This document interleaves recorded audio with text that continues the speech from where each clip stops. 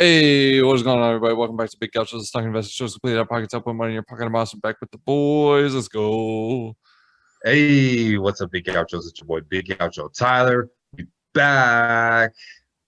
What's up, Big Gouches? It is Big Goucher Dave. I am back from South Africa. I had a great mission trip. I had a really good time. But before we get started, make sure if you are new to the channel to like, comment, and subscribe. We appreciate all the love and support. Helps keep us motivated and helps you find our videos. Yep, we appreciate the support for getting Dave back home. It wasn't easy during these times we're living in, but we made it. Yes, sir. Yep, and just in time for Dave to tell us some exciting news about Bitcoin. Yeah, so we got some news coming out of Bitcoin from Tesla today. So Tesla just invested 1.5 billion, or they disclosed that they invested 1.5 billion dollars in Bitcoin. Wow. They also disclosed that they will now be accepting Bitcoin as a new payment method for their products. So their models and also their electric truck that's coming out this year, they will be accepting Bitcoin. So they're trying to capitalize, diversify their funds, and that's pretty interesting actually. So at the end of 2020, their most recent publication said that they had $19 billion cash on hand. So this investment is about 10% of their free cash flow, which is not insanely high, but it's just a pretty significant portion, I would say. It's a significant portion. Oh, yeah, I was just going to say it's a significant portion for an unregulated asset. Yeah. Oh, yeah. The liquidity on this is probably not very great if I had to take a gander. Yeah, with that many Bitcoins just like floating around, yeah, it's got to be insane. But also, like, I don't know, not only the fact that it's a $1.5 billion, but just like, how is, like, okay, Tesla's a public company. How are, I don't know the rules for sure, but like, how are they even allowed to buy that much in like unregulated Bitcoin? They can do whatever they want. They changed, so they did have a board meeting and they changed the policies of their company. But they can do it because Elon he's the big honcho. Yeah, he's the new crypto king. And hey, think about it too. Like Bitcoin just broke 47,000 today after this announcement. So they probably bought it around 37,000. So instantly they made 10 grand per Bitcoin that they have. So I don't know how many Bitcoins they can get with 1.5 billion, but they definitely made a cool 100 million plus just off of this trade day alone. Yeah, they could have just flipped it today and made that quick 100 million, like not even 24 hours. And Elon Musk has been hyping up cryptocurrencies on his Twitter the past couple of weeks. He's been constantly tweeting out about the Doge and also Bitcoin a lot. Yeah, they have, and Dogecoin has been on another rally. I think they broke 8 cents today. Previously, last week, Elon Musk tweeted about them when they were at 3 cents, and they also did a rally to 8, almost 9 cents. So, second coming of Dogecoin, and I guess the first coming of Bitcoin through Elon Musk. So we'll see where it takes them. What are you guys thinking is going to peak at, like 50, 60,000 because of this? A lot of people are going to start getting in it, or more institutions might. That's true, dude. I don't know. I mean, if it does become an institutional thing, like I just wonder if they're going to do that regulation thing that we were talking about on that other episode. I mean, I would doubt it, but yeah, I mean, Tesla and Elon specifically just have enormous influence over the market. No, he does, and he got in trouble for what he said on Twitter back in 2018. If you guys remember, he was talking about taking he was talking about taking Tesla private at $420 a share, and it was just a joke. But the obviously SEC, a meme.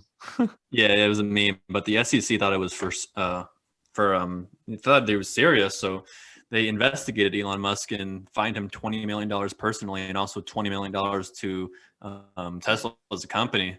So that's pretty significant. Wow. And a $40 million below on a meme or a joke from his tweet. But now that you think about it, it's 3 years later.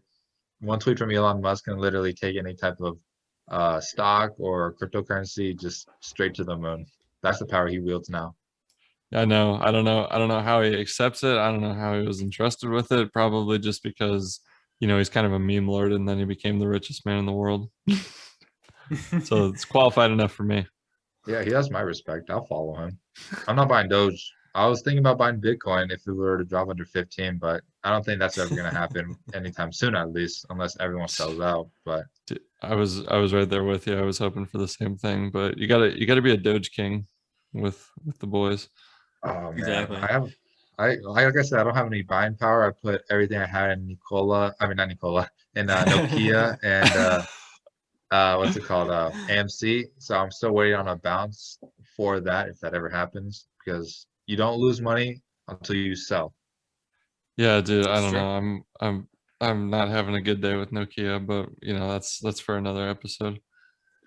Do you guys think Elon Musk might be fined again because maybe he was trying to manipulate the markets to get these cryptocurrencies to skyrocket after he invested in it? I How think could I he think get he fined? definitely is, but like I don't think he's gonna get fined because cryptocurrencies aren't regulated. So Exactly. I don't think it matters, honestly. I think he can just do it as much as he wants. Yeah, it's a true free market without any what's it called, repercussions on who says what about any type of cryptocurrency. He could say a random one and he could take it to the moon and make a lot of money on it. I mean, at the end of the day, he'll probably have to pay some taxes, but other than that, he's basically scot-free. A free market with no freedom. Yeah, exactly. I mean, it's not like it's an institutionalized like Bitcoin. There's no like standing ground behind it except for the big volume that people believe in it, and if people believe in it, the price goes up. So if he Yes. cashes out and makes 100 million, there would definitely be a lot of outcry and anger towards Elon Musk because he basically screwed over everyone involved in it. But you also have to remember that Bitcoin has about $869 billion market cap. So 1.5 billion. So it's like about I don't know, like 1% of the market cap that he owns currently. So still anything can happen. Honestly, I don't think he's going to do anything too crazy. He's probably just going to keep hyping it up until the government or the SEC gets their hands on Bitcoin to make him pay somehow. I would say so, dude. I mean, the day when Tesla goes to sell is gonna just tank Bitcoin because, like, yeah, it's like an eighth of the available coins, and with the halving, they're not gonna produce enough to really counteract this. So, Elon's just gonna have an iron grip on Bitcoin too now for no reason. Hey, money makes money, my guy. That's Money true. makes money. Money makes money, but IPOs might make some money because we're getting killed on Nokia. What's the deal with Petco here? Yeah, so Petco, they were public way in like the 70s, and then they went private at the turn of the century pretty much. And then pretty recently, I think it was last month in the middle of January, they became public again. So Petco is now a public company, and they have a pretty cool ticker. It's Woof, Woof Woof. And as of Original. right now, as of Monday evening and Tuesday morning, they are trading at $26.74 a share with a market cap of $5.8 billion, which is, around the likes of the good old Lordstown Motor and AMC Theaters. So, it's about, average for a retail company. And they're trying to expand their services and provide more pet services, like having a veterinarian in most of their stores to kind of like expand their business model. But honestly, the question remains, can they beat out popular online rival Chewy, who sells pet food and pet toys at probably a better price, honestly, with a better service? Yeah, I think just Mm. because it's just a household name. It's, like you were saying, it's been around for years and, even last century.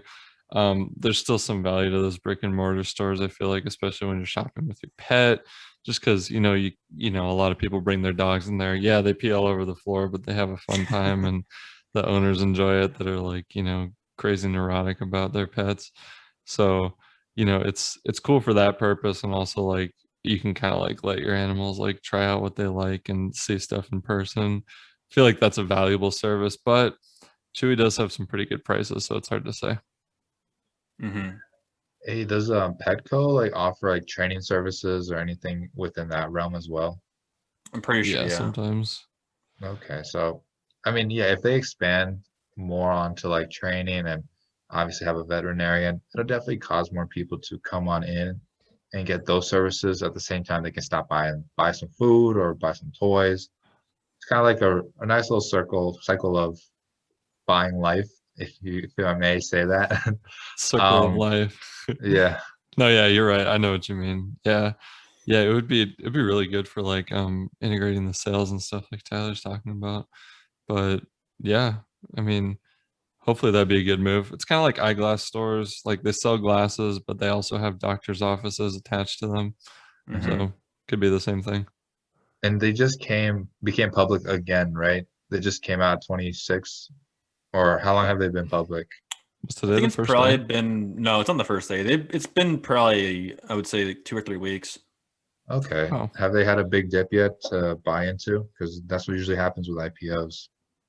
Actually, I think they IPO'd they went public at a low price and it kind of jumped up a little bit. But some market analysts are predicting, they're giving a expectation about $30 a share. So if you believe some analysts, then there's a little bit of room to grow. I personally, I think, I'm It's on board. overvalued. I'm on board. Let's go with Petco. Yeah. Yeah. So Last it time I opened- trusted the analyst was Snowflake, and I got killed on that. They're like, "Oh, this is Actually- not like the other IPOs." Yeah, so it opened at around $18 initially, then it jumped up to 29.30 at the high, and then it's been declining around 25, 24, and it's been pretty steady since. We're looking at $27 currently. It's not ridiculously crazy or anything, nothing too major.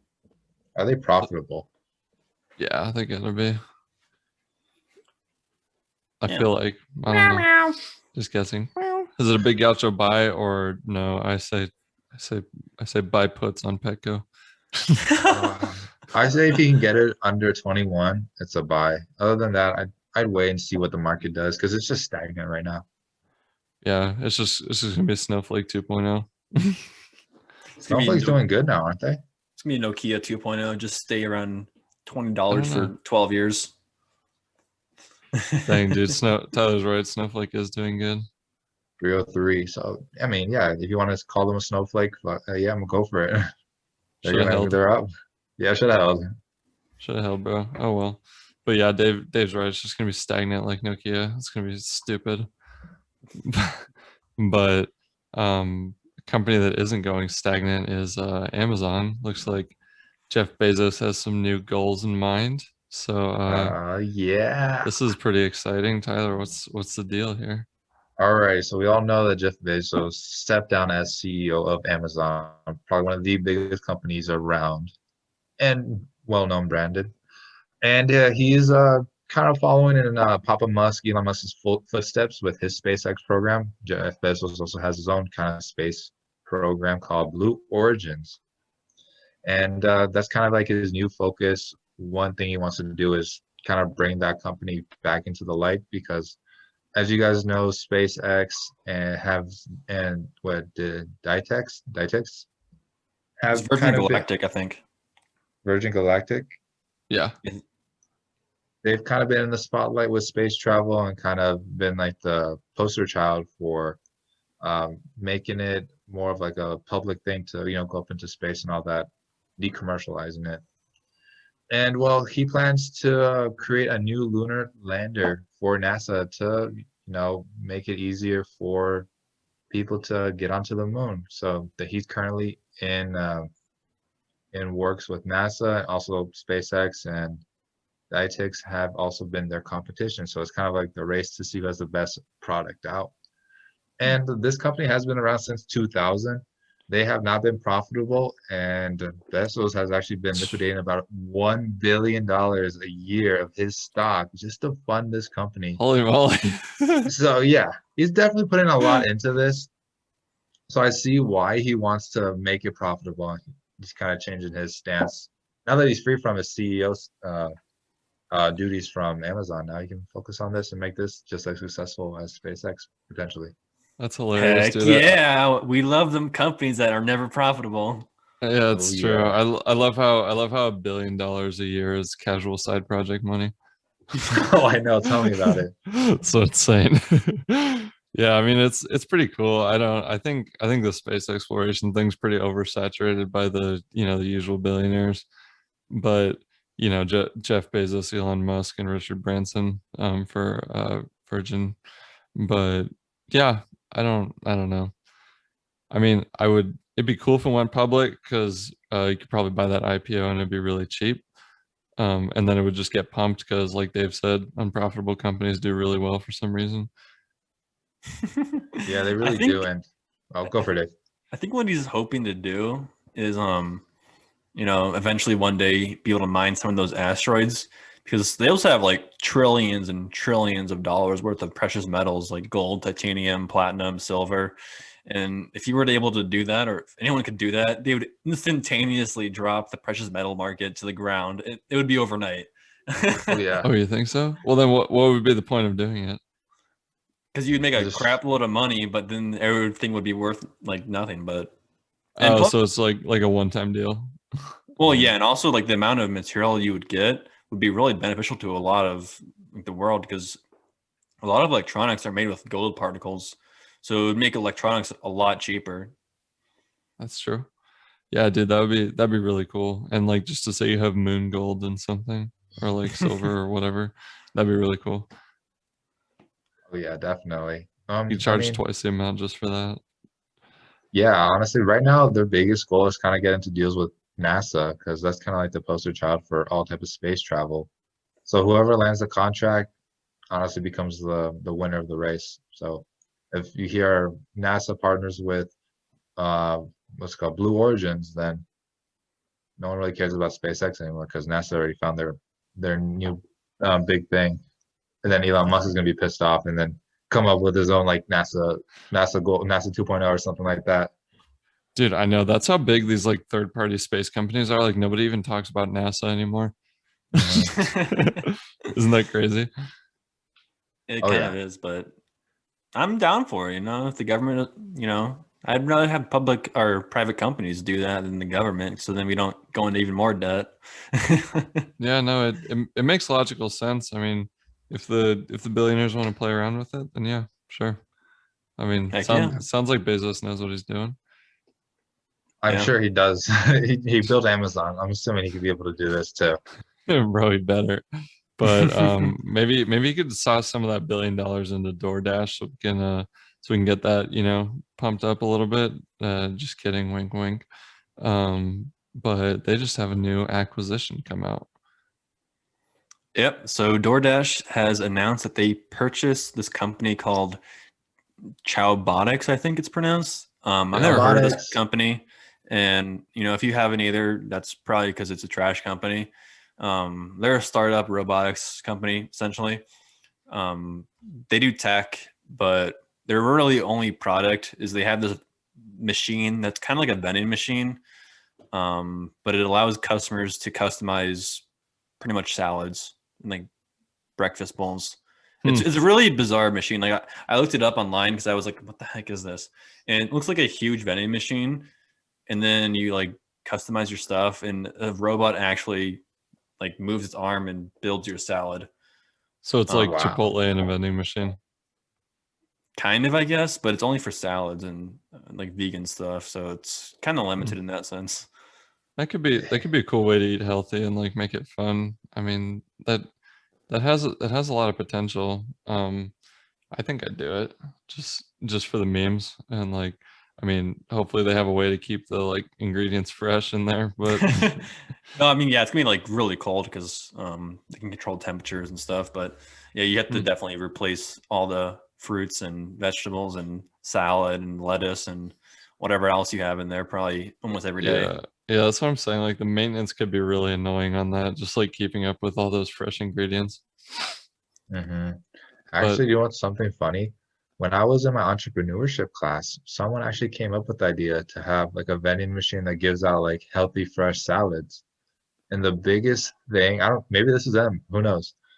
But the biggest thing that we had that was not going in their favor was the amount of food that they had to get rid of and replace because salad doesn't have a long shelf life, and it's a lot true. of fruits and vegetables don't either. So It's either you have to get it consumed within a certain like day or two or three, and then you have to replace it. And it caused a lot of expenses. And also, let's say you have a really nice cooler to keep it cold, electricity on top of that is very high. So Yeah, very, very high waste. It would, and you know, you're not going to sell all of it, but how much of it can you sell? Because I mean, you'd probably want to at least get close to 100% to start, like, you know, being profitable on it and make up for the rest of the food that you had to throw away. So yeah, I think it's also tricky. also the aesthetic, because when you think about vending machines, you think about like junk food, you know, sodas and all that, and then who really wants to get a healthy salad from a vending machine? Like you look at it and you're just like, do I really want to put my money into this? Like, how long has this salad been sitting there? It's a vending machine. Is it really sanitary? And then all these extra questions come along. Like it'll be effective if maybe you put it in like right next to like a gym or something, or inside a gym. But if you see like randomly in the street, I don't know. I don't really see people doing that type of stuff. Oh yeah, just no, like I think just the like only in an way alley. I think the only way that it would be like the only way that I would actually use a machine like this is if it was like in a highly populated area, like if they put it in an airport or maybe like a cafeteria of a school of like a college or high school or whatever, or maybe put it in a not a gym. I don't think that would be a place to put it, but like hospitals too, like, you know, put that in the cafeteria of a hospital. Mhm. But I mean, yeah, I wouldn't put it in like a restaurant or like that'd be weird, like having that in a McDonald's or something. I don't think that would work at all. I mean, McDonald's already has like those machines where you can like do the order yourself. So it pretty much replaces the cashiers. What if you replace the cook and the cashiers? Yeah, I guess so. I mean, currently there's 100 of these machines out there. I have no idea where they are. If I had to guess, it's probably around California, San Francisco, probably, but I don't know. Yeah, all the major cities. Hmm. I've never seen one, and I don't think I ever will. But maybe I will. I don't know. I haven't either. Phoenix isn't good enough. You know, only the number 5 biggest city in the country. True. But you know what we love over here? What's that? Salad? We love IPOs that go through SPACs. Oh yeah, that too. Merger alert. And salad from an alley. Yeah, True. so Archer Aviation is going public sometime this week through an SPAC merger. The SPAC has not been disclosed, but maybe it's a SoftBank SPAC because they like technology, and Archer Aviation is definitely technology. Morgan Stanley has a extremely bullish prediction on the stock and says in 20 years from now, in 2040, it could be worth over $1.5 trillion. And wow, I mean, currently it'd probably be, if it IPO'd, I bet you it'd probably be around like 50 billion max, based on like other stuff. But if you don't know what Archer Aviation is, they are essentially a clean energy airplane.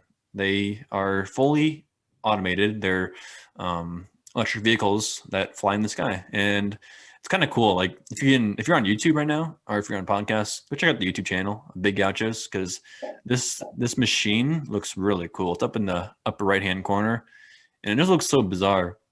Apparently, it's designed to have vertical takeoff and vertical landing, which is kind of cool. It's like those Ospreys in the military. It sounds terrifying. But right now they are not their stats are not looking too hot because they only have a max range of 60 miles and their top speed is 150 miles per hour, which compared to a normal aircraft is very slow because those things go about 550 to 600 miles per hour, and they can travel thousands of miles depending on how much fuel they're carrying. So they got some ways to go, and maybe they could work, but I don't know. Yeah, they definitely have to improve their, well, I guess, battery life for their planes because it's not sufficient enough. 150 miles an hour. It might sound fast if you're going on a car, but for a plane, you're like a ladybug, or not ladybug. You're like a snail, just barely moving. Yeah, then oh yeah, go ahead. Oh no, you're good. No, I was just gonna say, like, Tyler's got a point. It's really slow, but also, like, you know, how many passengers can these things hold? And like, yeah, you're gonna need to get those performance numbers way up if you want to sell to commercial airlines, because I mean that's going to be your bread and butter. Like, not a lot of private citizens are going to buy these. I mean, maybe like it sounds like it's kind of like a like a toy for like a hobby pilot, but that's a very select market of who would even buy this. I think maybe if they got those numbers up, it might be a decent, like very, very long-term hold until you start seeing it get adopted into some airlines fleets. Yeah, well, they plan to start offering passenger routes because they're going to also be an or airplane maker and also a airplane company, and they're going to offer routes. And they expect it to be in 2025, but I think that might be a little too early. Yeah, it seems really ambitious compared to where they're at right now. So is Archer basically the EV version of Boeing? Is that what I'm kind of getting? I don't know. Yeah, I guess so. Yeah. I feel like it's the airplane version of like I lost my train of thought. I don't know. But they're the first people to try and implement EV airplanes. Like, we were talking about in the podcast, like just tie like a solar panel to the back of a plane, but they're actually taking it up. It's coming to life, Dave. You might get to see your dream become a reality. Yeah, maybe we should send them an email to their investor support and say that they need to try and figure out a way to, put some chains and put some chains and have a solar panel drag behind them. Yeah. Be like, hey, sorry, that idea is patented, so I'm gonna need some royalties from that for the rest of my life. Yeah, just for the memes, we'll buy this stock on IPO day. Would be pretty hilarious. But, I mean, if they're expected to be worth over $1.5 trillion in 20 years, like, that's probably a really high number, but like a low number, maybe it'd be like 800 trillion or not 800 billion.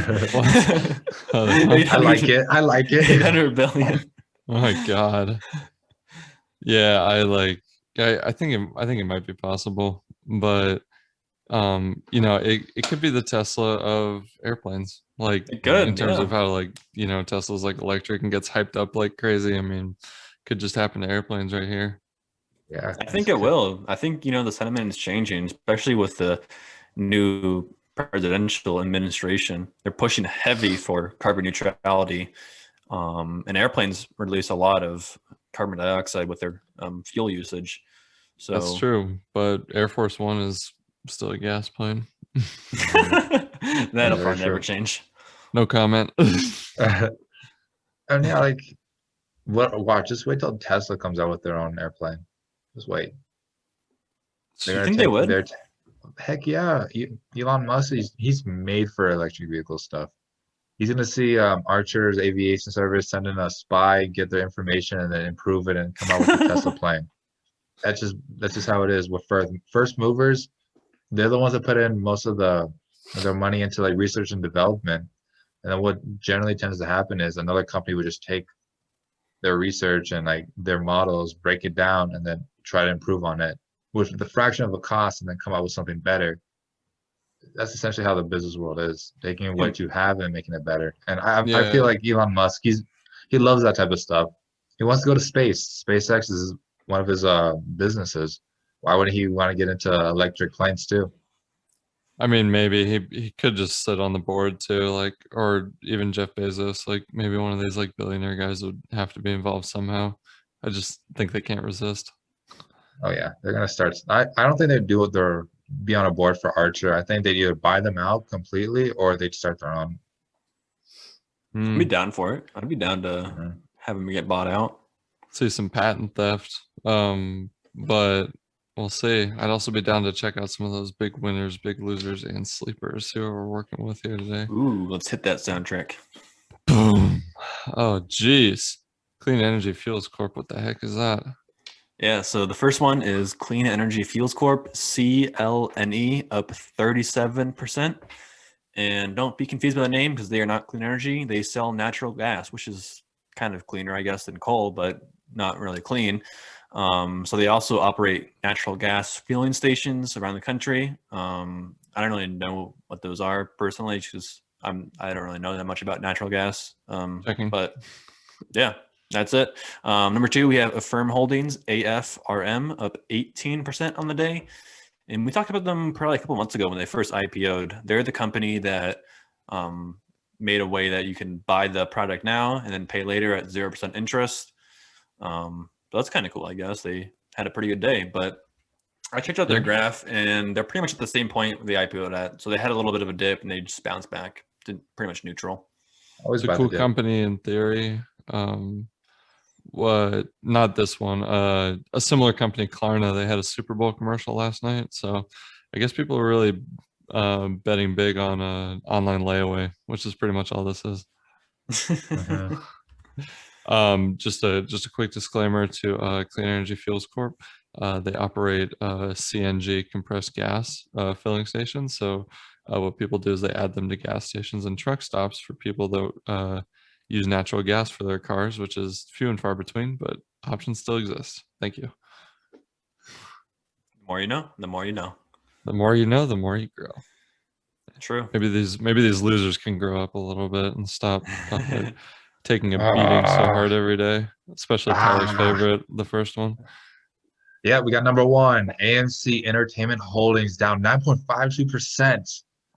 I have so much to say about this. Like, what did they close at today? I don't know. They're at $6 right now. $7. 6.18 at the close. It hurts so much. Like, I shouldn't laugh. I'd be in pain too. I want to cuss out every hedge fund manager and big corporation that were responsible, and Robinhood, that were responsible for this market manipulation to lower the price to scare people to sell. I hate you dearly, and I hope you get what's coming to you. Well, tomorrow, actually, the short interest gets released on AMC. So buy some more, and we're going to the moon, guys. Yeah, double down. Double down. The short interest gets released actually after market closes. I think it gets released at 5 p.m. EST, which is after market close. Yeah, a few hours, just right after actually. Oh yeah, East Coast time. I was thinking over here. Well, yeah. I don't think I'd buy anymore. I'm just gonna hope Nokia does okay long term because it's not looking good right now. I'll tell me about it. Number two, we got Hyundai Motors Company. Anybody know why they went down 6.83% on the day? Because Ford sells more vehicles. True. I guess so. Wasn't this the company that Apple was supposed to partner with to make the iCar? Yeah, it was. I think after they pulled out. So what happened was Apple actually pulled out of the deal or the agreement. And I think that's the cause of their downfall. Yeah, I guess it would make sense. Glad I wasn't holding any of that. Yeah. Yeah, I don't have them either. So, no comment. Didn't sell, didn't buy. I think Apple is actually going to go to Lordstown Motors and come up with an iTruck.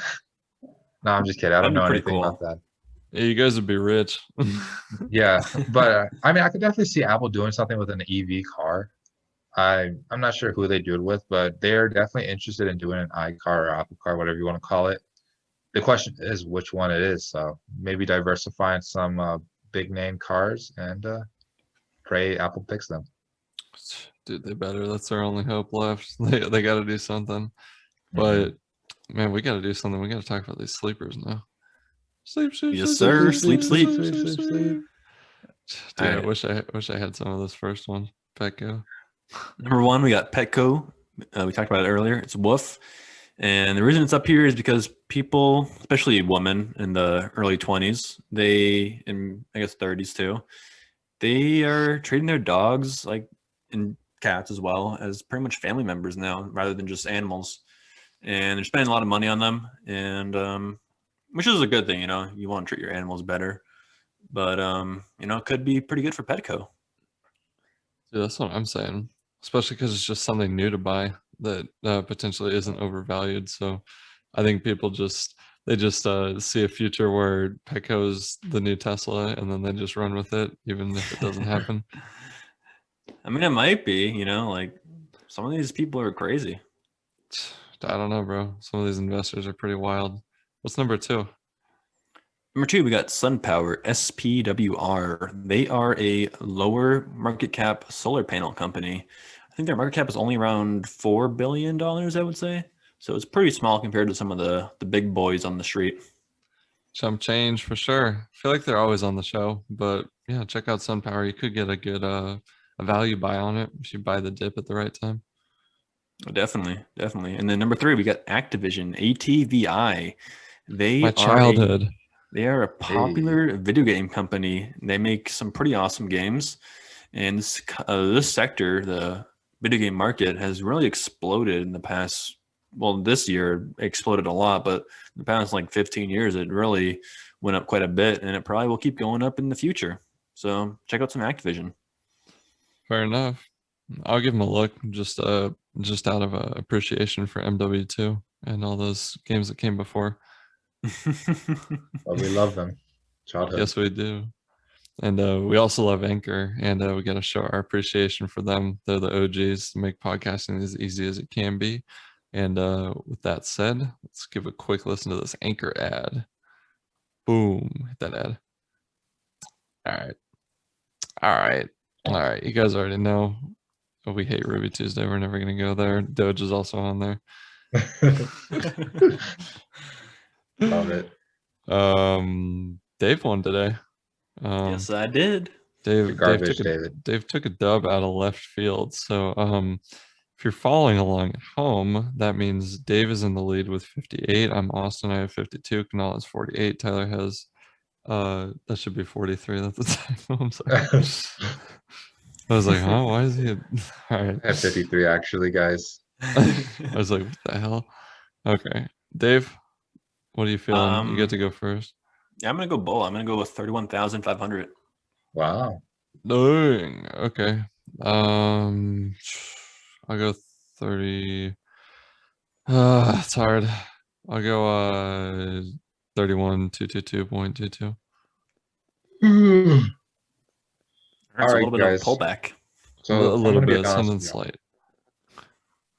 The market has been on like a 4 or 5 day win streak. We are at an all-time high on the Dow Jones, 31,385. Makes me all-time sick. highs, baby. You know what that means? We're going straight to the moon. Like, it's not even funny. Bear Gang, we don't even know what that is anymore. Everything is just going up. 32,000.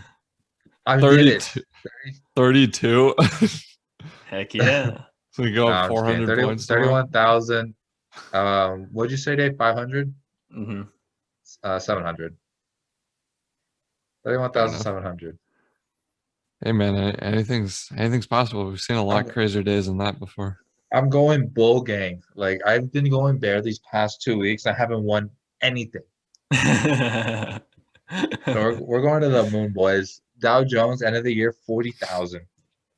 It's all right. The game's rigged like the Super Bowl. Oh, I know. Garbage. Just kidding. Well, I guess you guys are going to have to come back on Friday and see who was right about their insane predictions. And Tyler was the only one with insane predictions. You get what I mean. We want to thank everyone for listening. I hope you enjoyed the show. Leave us a voice message on anchor.fm/gauchos or biggauchos.com if you want to send an investing tip and play on the show. Tyler, do that thing, please. All right, Big Gauchos, quick disclaimer because we love disclaimers. We are not licensed brokers, and everything said on this podcast is our opinions from our experiences.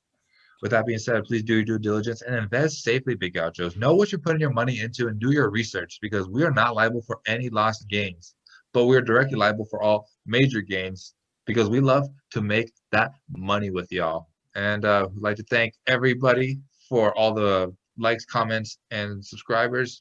Without you guys, we would not be here. Love all the support. Continue to like and subscribe because we are growing every day.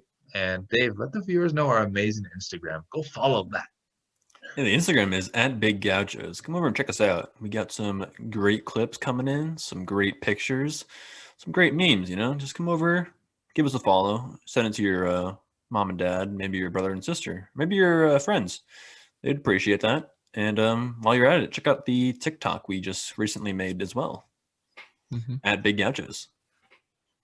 Yeah, we're trying to get all the usernames that we can. Make sure you share those around with a friend. They're really good meme group chats on Instagram. Also, make sure you share that streaming link so anyone can take us anywhere on the go. Send them a time code to one of these fantastic streaming sites. We're on Apple, Spotify, Anchor, YouTube, Google, Pocket Cast, Breaker, Radio Public, Overcast, or add us to your own RSS feed. Of course, as always, if you're listening on Apple Podcasts, especially make sure to leave us a rating 1 to 5 stars. We do not accept anything less than 4.5 stars. Leave us a nice review. Tell us who your favorite big gaucho is or what you liked about the episode. Boys, do you have anything else to add before we get out of here? Doges. Bitcoin, buy it. It's a buy. Buy Doge and buy Petco for your Doge. And we're out. Good night from Arizona. Who buys my day, please?